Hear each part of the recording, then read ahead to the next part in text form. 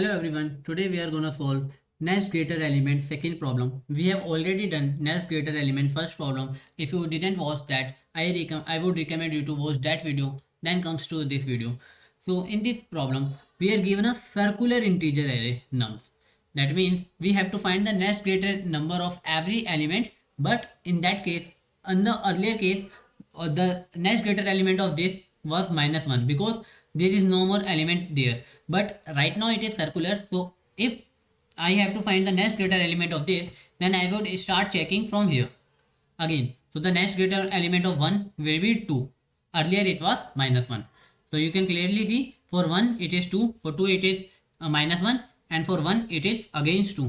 So our answer is 1 minus 2 minus 1. So let's see another example here. We have 1, 2, 3, 4, 3. So 1, 2, 3, 4, 3. So for 1 our next greater is 2. For 2 it's 3. For 3 it's 4. For 4 there is no, so it will be -1. For 3 we again check from here. Now 1 is no, 2, 3, 4. Yeah, this 4 is greater. So for 3 our next greater elements to right. We are checking in right, but in circular way. Okay, so our answer will be 2, 3, 4, -1 and 4. So now let's see how we can solve this problem. So the first solution will be brute force approach. So what we will do in brute force approach, we will start from first node and we will traverse till nth step. We will traverse till nth step. What it means, if I am here, then I will check is it my bigger number. Yes, it is. So I will put 2. I will comes to 2, it is 3. For 3 it is 4. For 4 I will check the end step. This is not, then I will start again from 1. 1, 2, 3, 4. I will soon come this. So if you see, length is 1, 2, 3, 4, 5. So this is my first step, second step, third step, fourth step, and this fifth step. So I will say -1. Okay. So as I comes to 3, then I will again start from here and finally reach this. So how we can solve this? Basically we need only two loops. We need two loops. One is for int I equals to 0 to n, and second will be for int j equals to 1 to n. This will run n times. And how we can check the next element? We can check next element if array of this I should be less.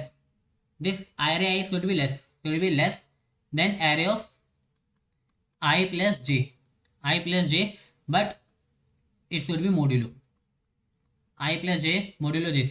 So if I come here, so now my j becomes 2, and here I is 0, 1, 2, 3.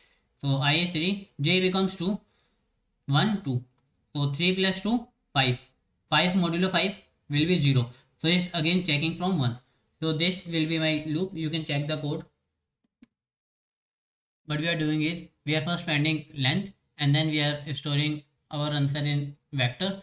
And what we are doing is we are traversing all element, and we initialize our answer by -1 because if it is not there then our answer will be -1. Then we start n times. This is for j equals to 1 to less than n minus 1 to be precise, n minus 1. So if nums of I is less than nums of I plus j modulo n, then my answer will be this, and I will break because I have to find the next greater. Okay, so as soon as I find any greater element, then I will break from this loop and finally I will return my answer. So what will the time complexity of this? If you clearly see, we are using two loops, n for this and n for this. So our time complexity will be of n square, and our space complexity is of 1, you can say, because we are not using this for anything else. We have to return this, so this must be included in our result. So our space complexity is of 1. So now let's see how we can solve this problem in a better way, from of n squares to of n. If you remember the code of how we can solve next greater element first, so it will be very easy for you.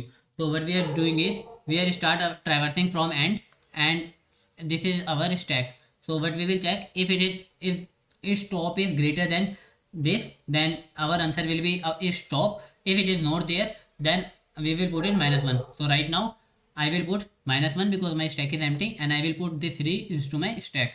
Now I will check for 4. 4 is top is less, then whenever it is less we will pop out, and if it is empty then I will put -1. Now after putting -1 I will add my 4s to stack. Now I will check for 3. 4 is this, so I will put my 4 as answer and put this 3 into my stack. Now for 2, my 3 is answer, so I will put 3 here and put 2 here. Now for 1, 2 is my answer, so I will put 2 here and 1 is my answer. Now you can see one thing. There may be possible that we have our next greater element here. So for that reason what we will do, we will again traverse from back. Now if you see, what will be next element? Forget about the greater or lesser, but what will be next element that we have to check will be this. And once we have done our first iteration, this one will be at the top. So now we again apply next greater element. So for 3, 1 is smaller, so I will pop out. That means we check 1. Now we check 2. Yeah, 2 is also smaller than this. 3 is also smaller than this. Then I reach to this 4. So 4 is greater. Yes, 4 is greater. So for -1 is replaced by 4. And now I will put this 3 into my stack. So now 3 will be there. Now for 4 I will start checking. For 4 I will check 3, and then in this way. So 3 is smaller, so I will pop this. 4 is not greater, so I will pop this as well. So now it is empty, so I will mark it -1 only. So this is a simple solution. If you already know the next greater element, then you have to run it twice and you will get your solution in circular array as well. So now let's check the code. So what we are doing is, we are first finding its size and using stack for finding next greater element, and answer will return our answer. So what we are doing is, first of all we are using this stack is empty or stack top is less than this. So this is how we build our stack and checking next greater element. So once we find this, we will find the next greater element in this will be our first solution, that is next greater element first. If you can check that video for the reference. Now it may be possible that its next greater element will be in the right. So again we start doing the same thing, but now we do not need to start for every element. We will start if and only if it is -1. If only if it is -1. So if my answer I equals to -1, then I will again do this, and you can see this is the same thing. So now finally, if I find or not, I will put that number into my stack, and after calculating next greater element to every element, I will return my answer. So what will the time complexity? As you can clearly see, in the worst case, I will iterate it 2 times. So time complexity is 2n. You can simply say it is of n. And our space complexity, because we are using this stack, so our space complexity for this solution will be of n. So this is the whole solution. If you like both solution, do not forget to hit the like and subscribe button. Thanks for watching.